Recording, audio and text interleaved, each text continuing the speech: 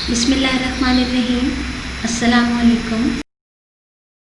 اقرا حفاظ secondary school Peshawar zone, جماعت ہشتم مضمون اردو میں آج سبق نمبر 4 کی تدریس کی جائے گی، جس کا عنوان ہے حضرت عثمان غنی رضی اللہ تعالیٰ عنہ۔ آئیے سب سے پہلے اس درس کے خاص الفاظ کے معنی کے بارے میں جانتے ہیں۔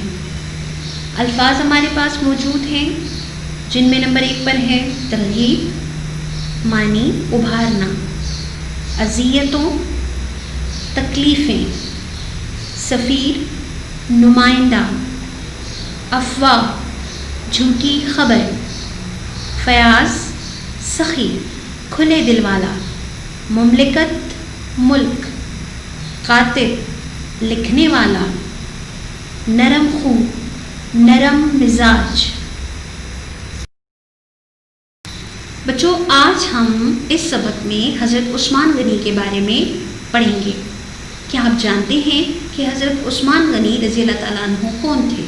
جی ہاں، آپ بچوں میں سب سے پہلے اسلام لانے والے، مسلمانوں کے تیسرے خلیفہ اور نبی کریم صلی اللہ علیہ وآلہ وسلم کے قریبی ساتھیوں میں سے تھے۔ آپ نے حضرت ابوبکر صدیق کی کوششوں سے اسلام قبول کیا تھا۔ جب آپ مسلمان ہوئے تھے تو آپ نے بہت سی سختیاں بھی برداشت کی، یہاں تک کہ آپ کے چچا نے بھی آپ کو بہت سزائیں دی، مگر اس کے باوجود آپ نے اسلام نہ چھوڑا۔ چونکہ اس زمانے میں بہت کم لوگ لکھنا پڑھنا جانتے تھے، مگر آپ مسلمان ہونے سے پہلے ہی یہ فن جانتے تھے۔ اس لیے جب آپ نے اسلام قبول کر لیا تو آپ کاتب وحی کہلائے، یعنی کہ جب حضور صلی اللہ علیہ وآلہ وسلم پر وحی نازل ہوتی تھی تو آپ اسے لکھ لیتے تھے۔ آپ کا شمار عرب کے بڑے بڑے تاجروں میں ہوتا تھا۔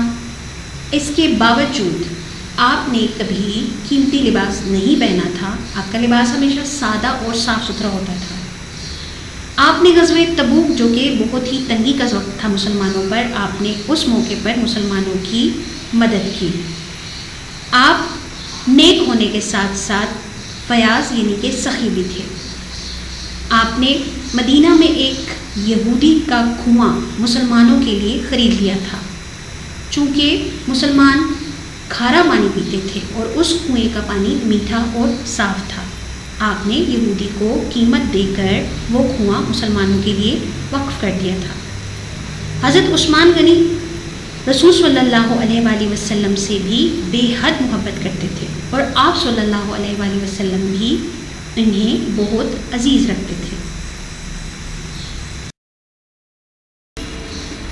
بچوں، صلح حدیبیہ کے موقع پر نبی کریم صلی اللہ علیہ وآلہ وسلم نے آپ رضی اللہ تعالیٰ عنہ کو اپنا نمائندہ بنا کر قریش سے بات چیت کے لیے بھیجا، تو وہاں یہ مشہور ہوا کہ آپ شہید کر دیے گئے ہیں۔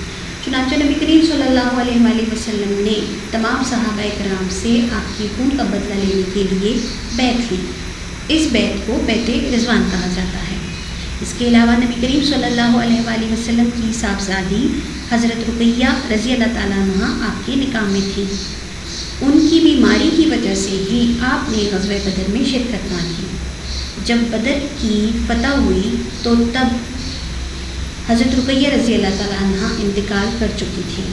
ان کے انتقال کے بعد حضرت عثمان غنی کو نبی کریم صلی اللہ علیہ وآلہ وسلم سے رشتہ باقی نہ رہنے کا صدمہ تھا۔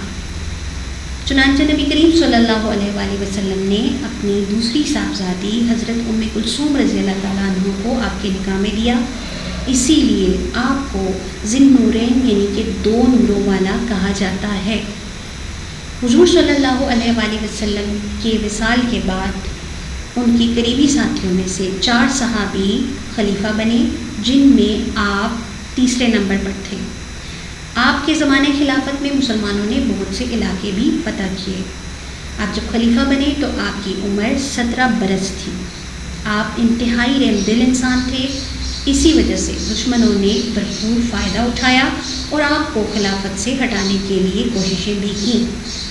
ایک مرتبہ حج کے زمانے میں جب مسلمان مکہ گئے تھے تو دشمنوں نے آپ کے گھر کو گھیر لیا۔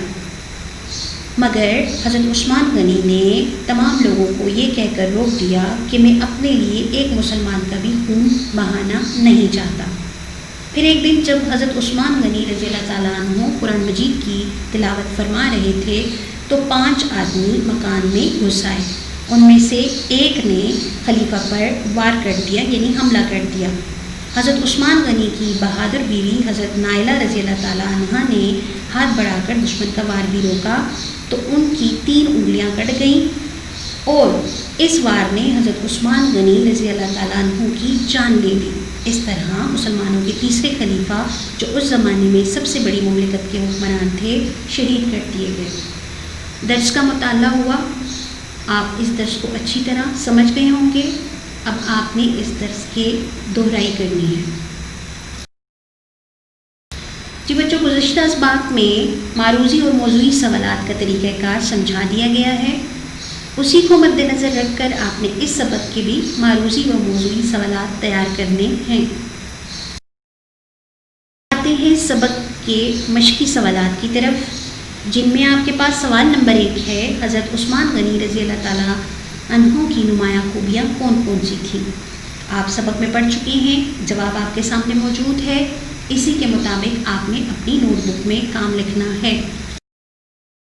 تو حضرت عثمان غنی رضی اللہ تعالیٰ عنہ کی مسلمان دوستی کا کوئی واقعہ تحریر کریں۔ جی بالکل، آپ نے یہ واقعہ لکھنا ہوگا اسی ترتیب کے ساتھ جیسا کہ آپ کو نمونے میں دکھایا جا رہا ہے۔ حضرت عثمان غنی رضی اللہ تعالیٰ عنہ کے خلیفہ بننے کے بعد یہ واقعات مختصر تحریر کریں۔ جواب آپ کے پاس موجود ہے، یہ واقعات آپ نے اسی ترتیب سے اپنی نوٹ بک میں تحریر کرنا ہے۔ اگلے صفحہ نمبر 20 پر آپ کے پاس سوال نمبر 2 ہے، زبانی جواب دیں۔ آپ کو کچھ سوالات دیے گئے ہیں، آپ نے ان سوالات کے جوابات درس کے مطالعے سے خود تلاش کرنے ہیں، چونکہ یہ درس آپ کو پڑھا دیا گیا ہے اور جب آپ درس کی دہرائی کریں گے تو ساتھ ہی ساتھ ان سوالات کے جوابات بھی تلاش کریں۔ بچوں، اسی صفحہ نمبر 20 پر ہی آپ کے پاس سوال نمبر 3 ہے، محاورات کو جملوں میں استعمال کرنا۔ آپ کے پاس محاورات موجود ہیں، ان کے معنی بھی درج کیے گئے ہیں۔ محاورہ نمبر 1 ہے احاطہ تحریر میں لانا، تمام جزیات یعنی چھوٹے چھوٹے امور کو سمجھ کر قلم بند کرنا۔ اگلا ہے جوئے شعر لانا، یعنی مشکل یا ناممکن کام کا سرانجام ہونا یا سرانجام دینا۔ اگلا ہے واصل جہنم کرنا، دشمن کو جہنم میں پہنچانا۔ اگلا ہے جوہر دکھانا، ہنر یا لیاقت ظاہر کرنا۔ اگلا ہے کیفر کردار تک پہنچانا، مطلب ہے کیے کی سزا پانا۔ اگلا ہے رضائے الہی، یعنی اللہ کی مرضی۔ اور آخری ہے کارہائے نمایاں، بڑا یا اہم کام۔ آپ کے لیے نمونے کے طور پر ایک جملہ دیا گیا ہے، یہ نمبر 1 پر ہے کہ احاطہ تحریر میں لانا۔ آپ نے جملہ اس قسم کا بنانا ہوگا کہ مصنف نے سفر کی مدت کو احاطہ تحریر کیا۔ بچوں، باقی کے جو محاورات ہیں ان کو آپ نے جملوں میں خود استعمال کرنا ہے۔ بچوں، آج کے سبق میں ہم نے حضرت عثمان غنی رضی اللہ تعالیٰ عنہ کے اوصاف کے بارے میں جانا، درس میں خاص یا مشکل الفاظ کے معنی کو جانا، محاورات کا استعمال کیا اور ساتھ ہی مرکب توصیفی کو بھی سمجھا۔ بچوں، اس درس میں آپ کے پاس گھر کا کام ہے، صفحہ نمبر 20 پر ہی سوال نمبر 3 جو کہ جملے بنانے ہیں وہ آپ نے مکمل کرنا ہے، اور صفحہ نمبر 21 پر آپ کے سامنے سرگرمی موجود ہے، آپ نے اس سرگرمی کو مکمل کرنا ہے۔ اس کے علاوہ ایک پیراگراف خوش خطی کا لکھنا ہے۔ بچوں، امید ہے کہ آپ کو درس کی بخوبی سمجھ آئی ہوگی۔ انشاءاللہ اگلی ویڈیو میں ہم اگلے درس کی تدریس کرائیں گے، اس وقت تک کے لیے آپ اپنی نوٹ بک کا کام مکمل کریں۔